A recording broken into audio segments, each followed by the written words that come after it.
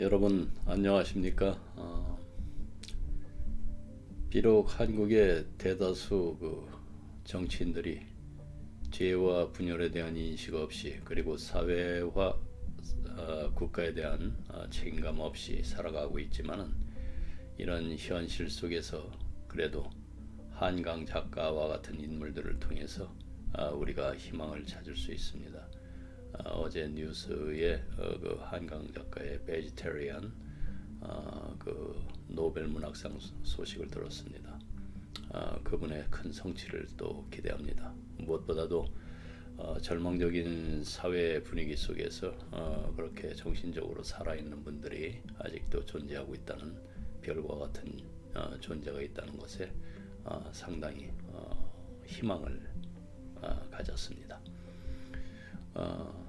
오늘은 하나님에 대해서 왜곡된 그런 시각을 가지고 있는 설교와 또 그런 이미지들을 갖고 있는 분들이 많이 있습니다. 그래서 그것에 대해서 우리가 이야기를 나누기로 하겠습니다.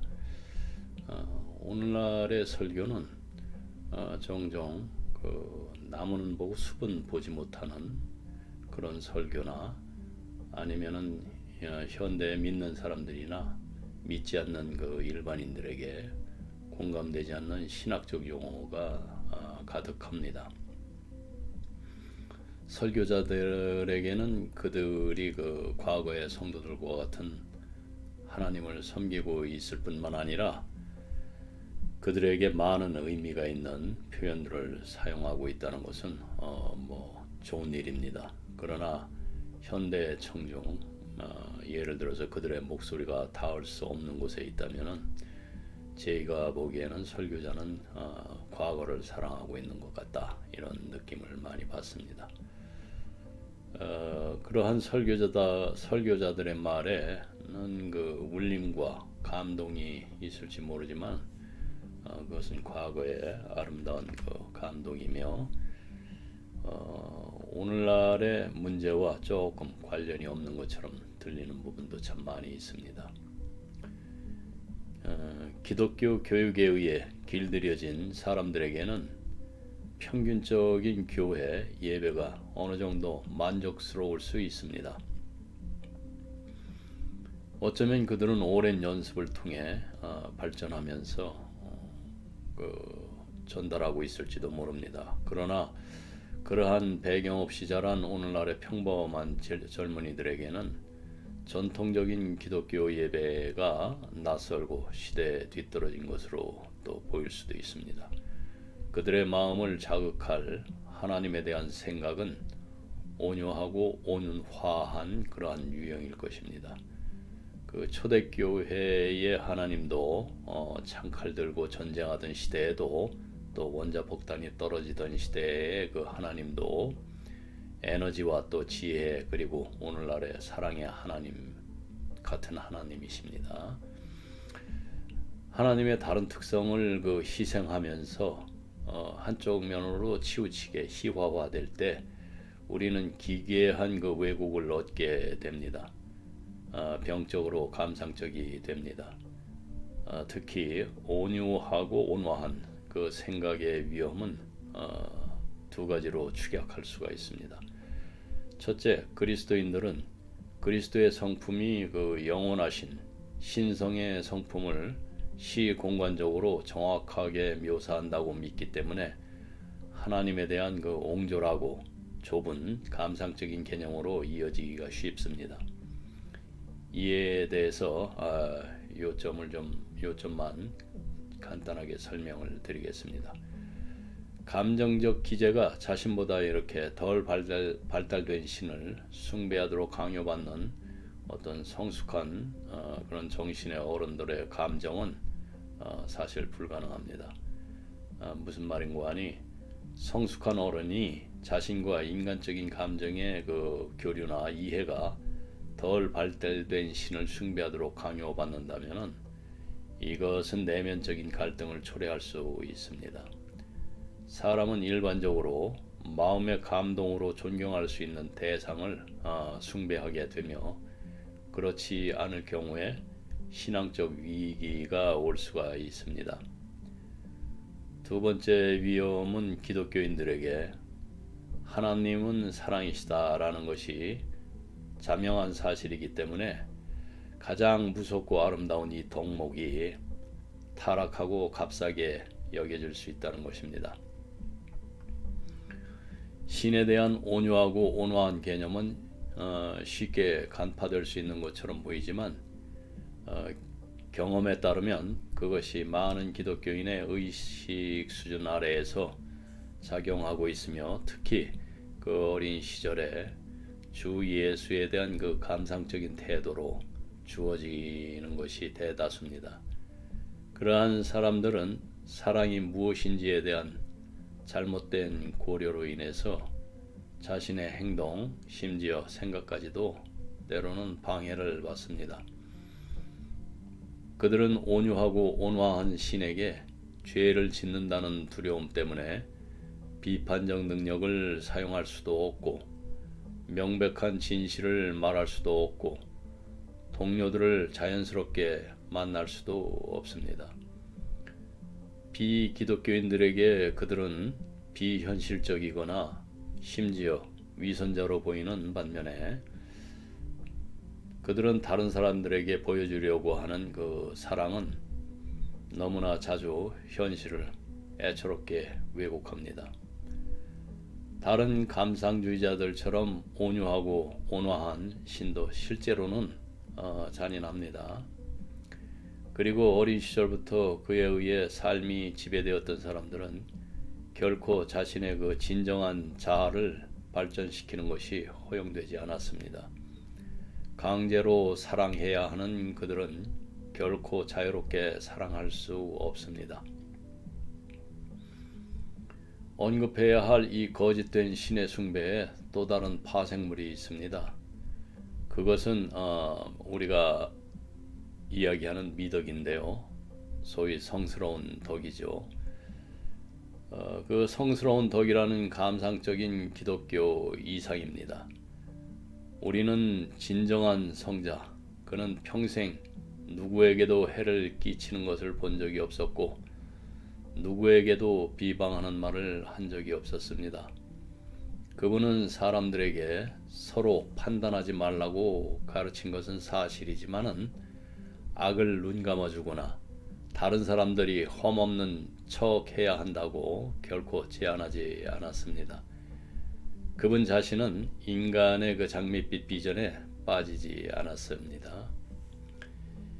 예수의 본성은 요한복음의 저자 그 요한이 간략하게 표현한 것처럼 사람 속에 무엇이 있는지 알고 계셨습니다.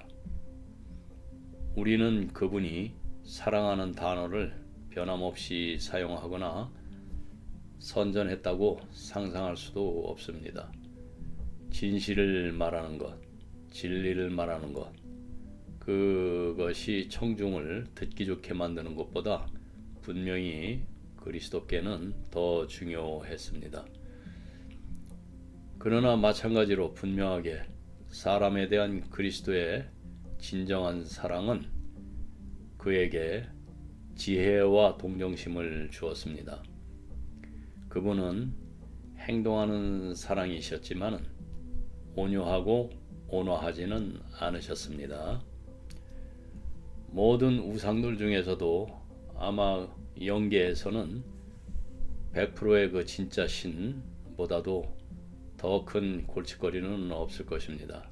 왜냐하면 그는 진짜로 그렇기 때문입니다.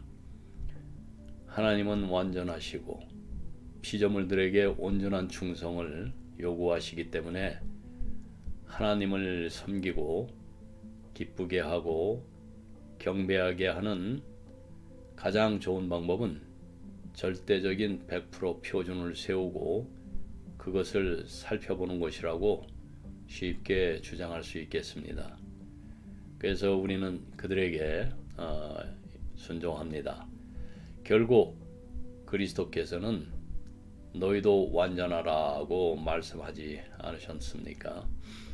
이 100% 표준은 다양한 그 사상 학파의 기독교인들에게 실질적인 위협이 되며 꽤 많은 민감한 양심적인 사람들을 흔히 신경쇠약이라고 부르는 상태로 이끌었습니다.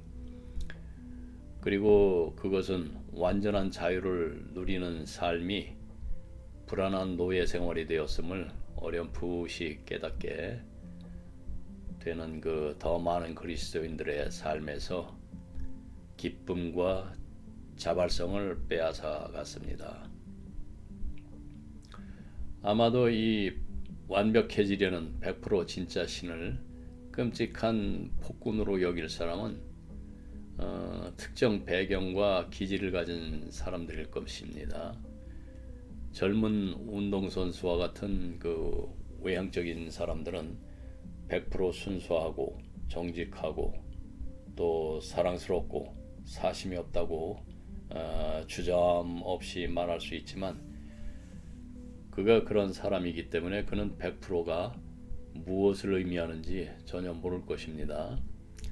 그는 완벽함이 실제로 무엇인지 이해해야 할 그 정신적 표준이나 상상력이 없을 것입니다.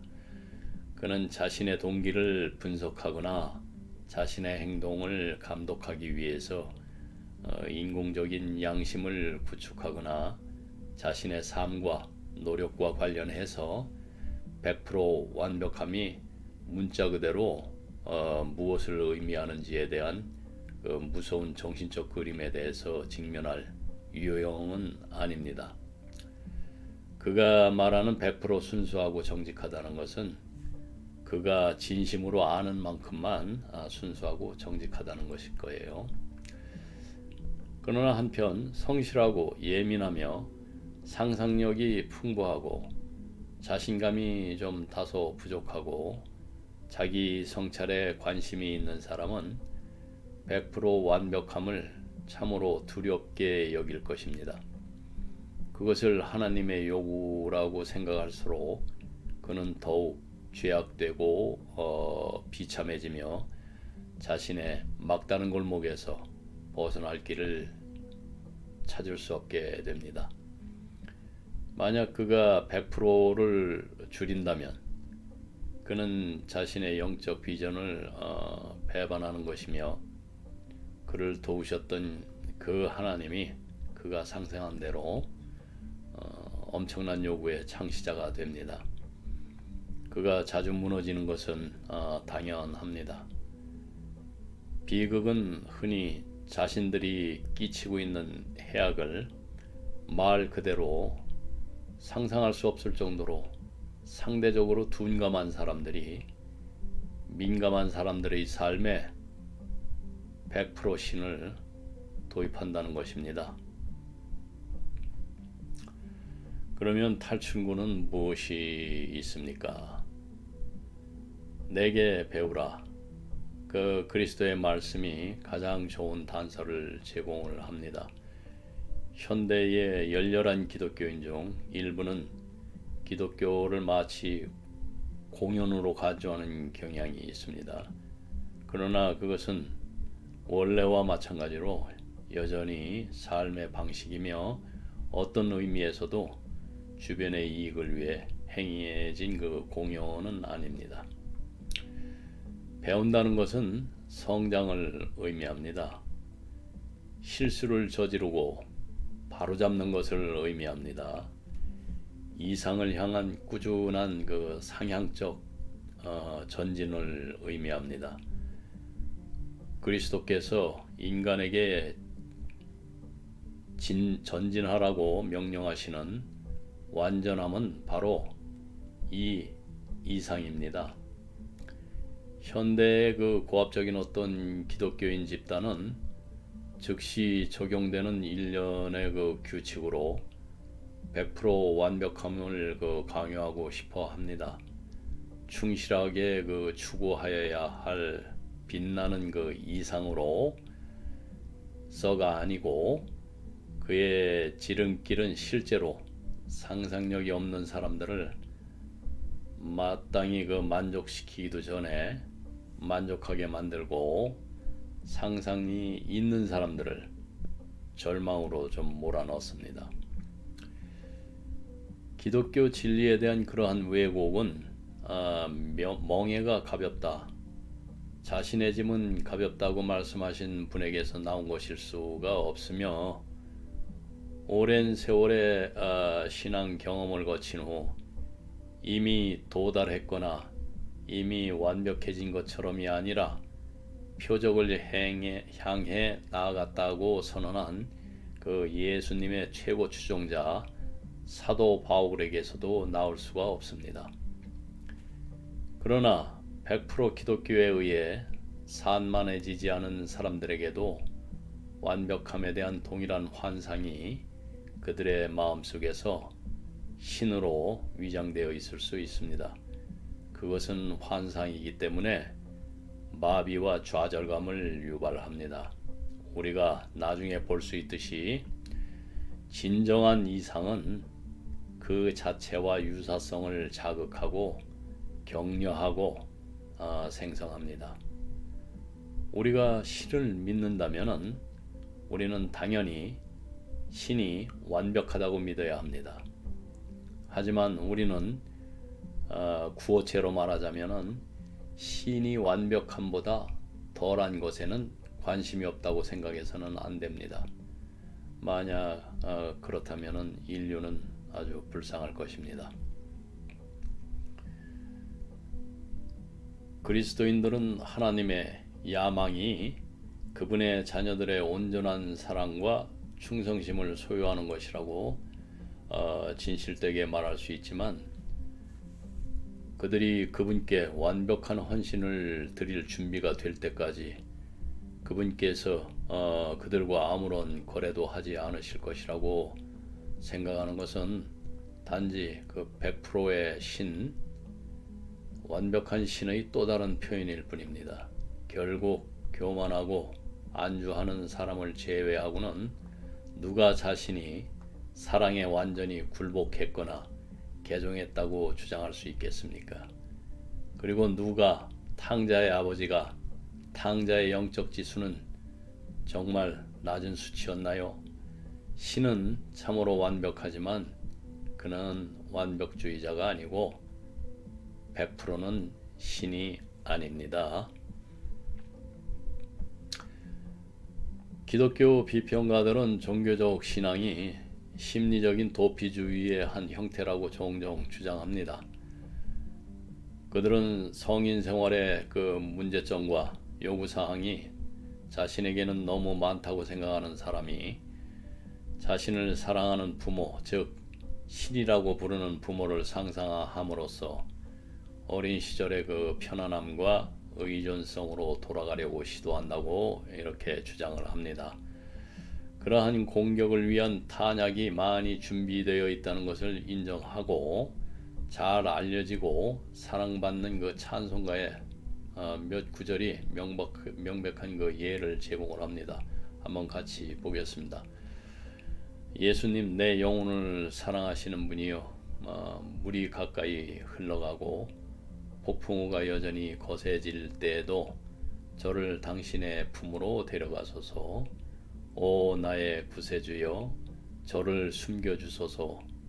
삶의 폭풍이 지나갈 때까지 안전하게 항구로 인도해 주소서. 오 마침내 내 영혼을 받아주소서. 여기서 위의 내용을 그대로 받아들인다면 그것은 순전히 도피주의이죠. 삶의 폭풍과 스트레스가 끝날 때까지 안전하게 숨겨지고자 하는 의도적인 욕망이며, 찬송가를 좋아하는 사람들이 아무리 변명해도 그 평범한 그 문자적 의미를 바꿀 수는 없을 겁니다.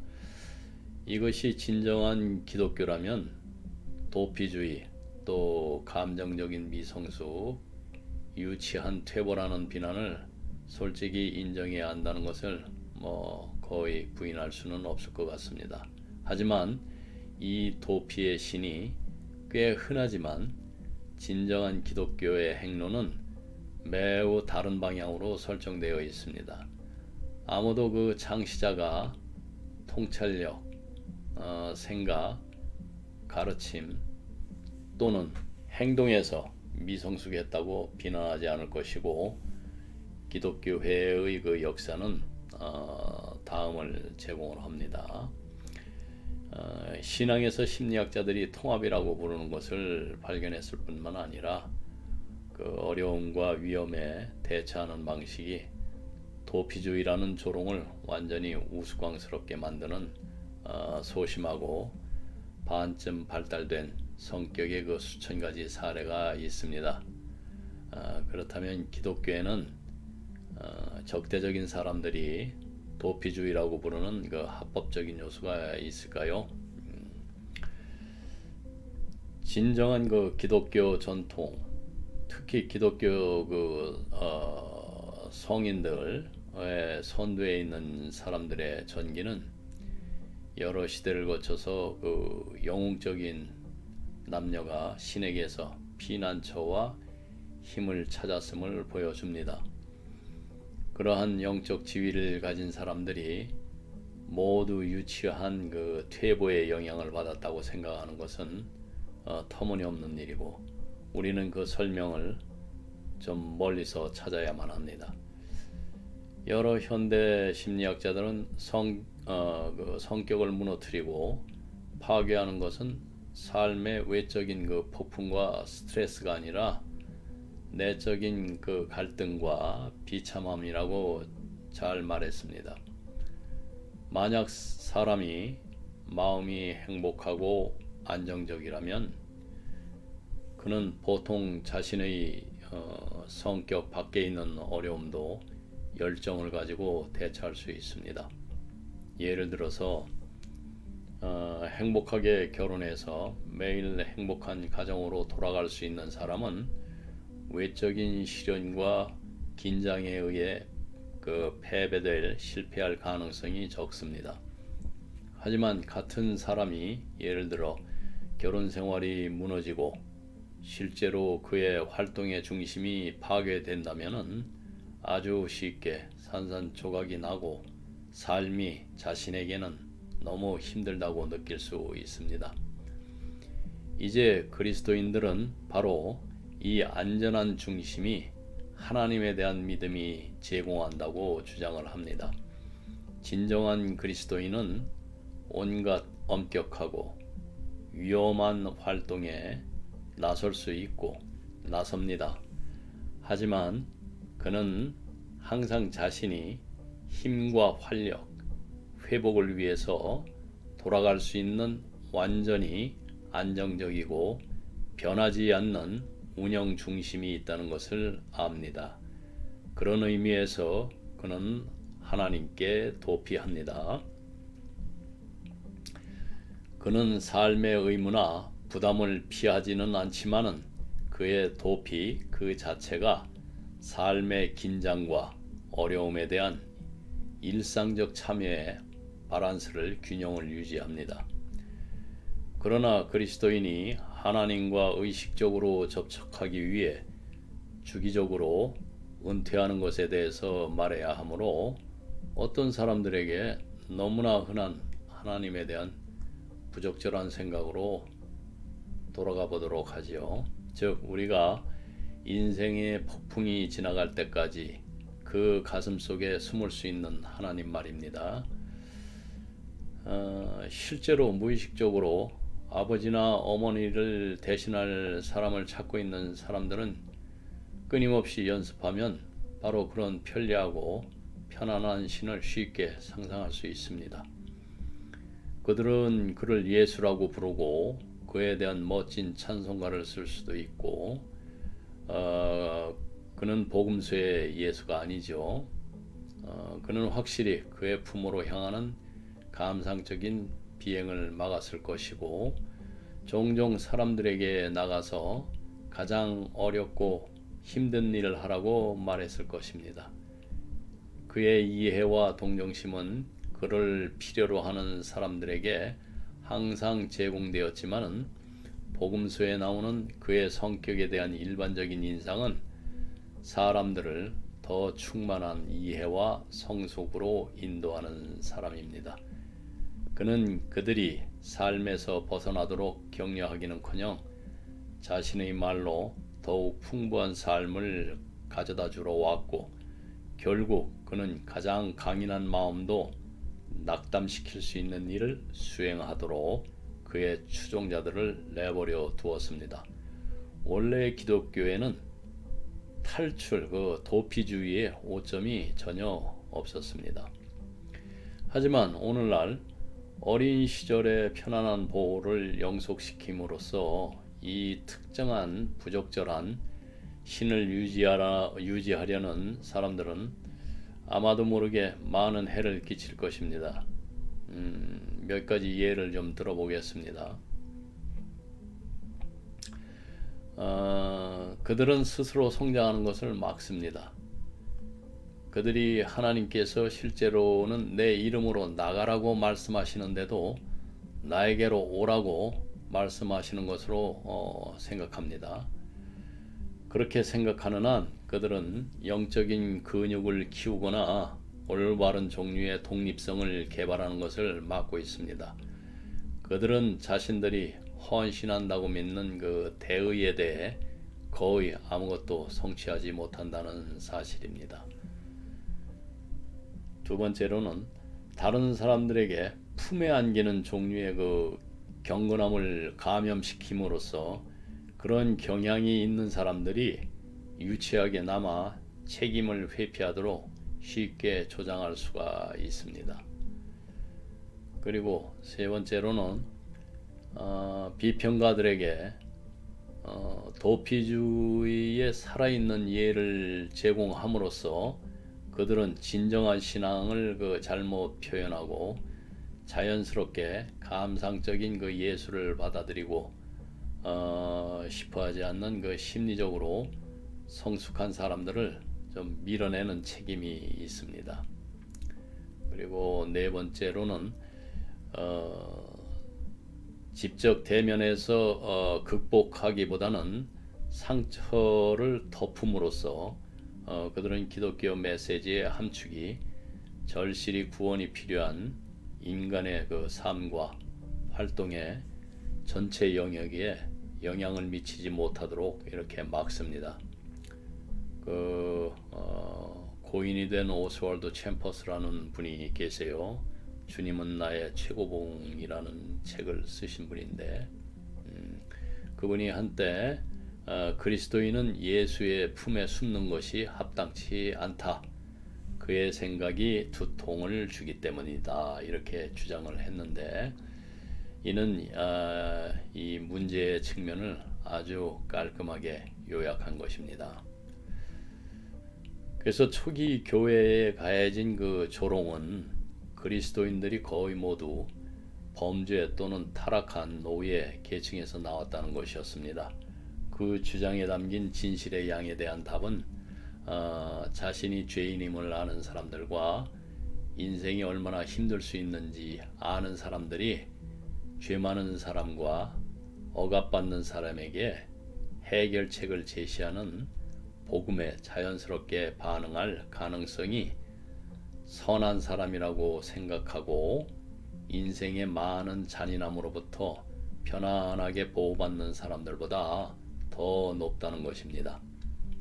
그러나 그리스도인들은 개종 후에도 범죄자로 남지 않았고 줏대 없는 노예 중 많은 사람이 유능하고 책임감 있는 그 하인이 되었습니다.